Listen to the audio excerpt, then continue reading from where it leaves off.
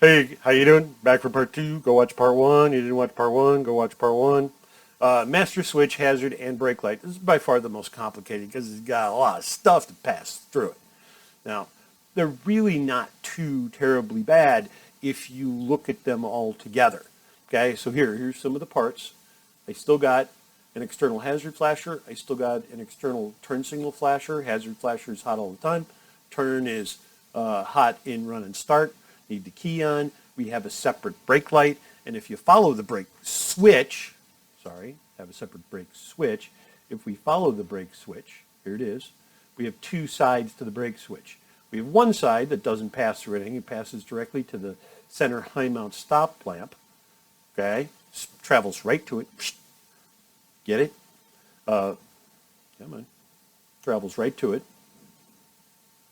And then the other side actually comes into my turn signal hazard switch.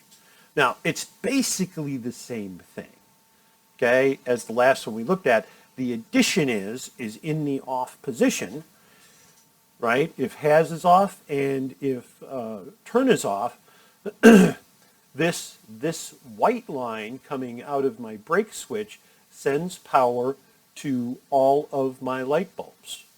Well, sorry, not all of them. The two in back, two in front are brake lights. But it does this through this white line right here, comes up through the switch contact, connects right here, and then travels under here and comes up to these two rear left and right stop lamp turn signal bulbs. We okay? Other than that, that's the biggest difference. Everything else operates the same. I mean, if I want to turn this turn signal on, I come off of this brake power line, and I go to turn on this side, which takes me up through this normally closed contact through my haz, right, and takes me up to my turn signal flasher. Blink, blink, blink, blink, blink, right? So what happens? Well, let's say I have the hazards on, and I hit the brake lights. Then, one side's just, one side it's going to be blinking, and the other side is just going to come on steady with the brake light. Get it? Anyways, and it doesn't really affect the fronts. Fronts are straight out of, this is A and B over here. Well, it's supposed to be an A. This A and B is light blue and dark blue. It actually goes up into the front turn signal hazards. Get it? See, wasn't so complicated. Weird problems, easy solutions. Had one that was, the turn signal was flashing rapidly on the left-hand side. It tells me that, hey, there's something over there. And then the weird part was, with the key off and the lights on, if you pressed on the brake pedal, the dome light came on. And what it turned out to be, here I got a picture of it, is this is a dual filament bulb, and it had a bridge of corrosion between the two terminals. And for whatever reason, it was a back-fed voltage into the dome lights, and boy, it didn't like it. That was a weird one. But the tell was it was blinking rapidly on one side. So that's where I went and looked. Everybody else was like, oh, that's weird. Must be, anyways.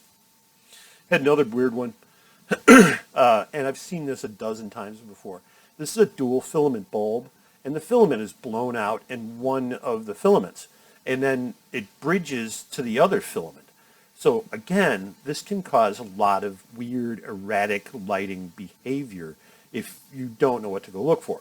One of the first things I check with a lighting issue is I make sure all the bulbs are good, and I make sure they're the right bulbs. Can't tell you how many times that solved the problem, just checking those two things. Also, I've seen it a million times where these bulbs, they fill up with water. So you look at it, you shake it, it's got water inside of it. Sometimes, amazingly enough, the bulb still works. I'm not even sure how that happens. All right. Modern day turn signals. Works just about the same, except there's no mechanical flasher that goes tink, tink, tink, tink, tink. It's all electronically driven. It's solid state. It's usually handled up in the dashboard or in the BCM, the body control computer. For the most case, these things are even simpler to work on. Usually it's just a ground side switch. We're going to look at them when we get in the lab. They're extremely simple circuits at this point. We look at it, and it just looks something like this. Here's my turn signal switch. So I have some bias voltage passing out of here, right? And I know this because it's just a simple ground side switch. So when I click left, the BCM, the body control computer goes, oh, hey, he's hitting the left turn signal switch. Turn on the left turn signal. The interesting thing about these things is it still needs the audible click, and since it doesn't have the the flasher module, the old school heater flasher module dudes, they actually have a little speaker up in the dashboard. I'll even bust on GM a little bit. They actually send the signal to the radio, and the radio, even if it's off, has a little tick tick tick that comes out of the driver's side speaker to let you know that the turn signal's on. And if you replace the radio or replace the speaker, sometimes it doesn't work or doesn't work right, or anyways, weirdness.